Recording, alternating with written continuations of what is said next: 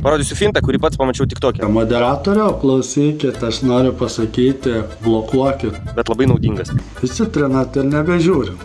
Pasiemi dildę kanopų. Matosi, kaip gerai šukuojasi. Viskas labai gerai nueina. Nes šone briaunelės kabinasi ir plaukai tiesiog nueidinėja. Kaimėti! Ką tu kaimiečių vadini? Aišku, yra ir toks vat aparatas, bet jis labai greit kemšasi. Tu kurva, Kaimėti! ramšluostinį tylėk, tu kurva. Nereik išgerk valerijono lašų! Ką tu vadini? Petrai, Tu tylėk, kurva. Petrai. Tu kurva, runkelis esi prie galvaus. Nu ir ko dabar nervuojas? Petrai. Gerai, aš kaimietis. Viskas gerai, aš irgi kaimėtis, nesiparink. Su šito aparatu irgi labai gerai.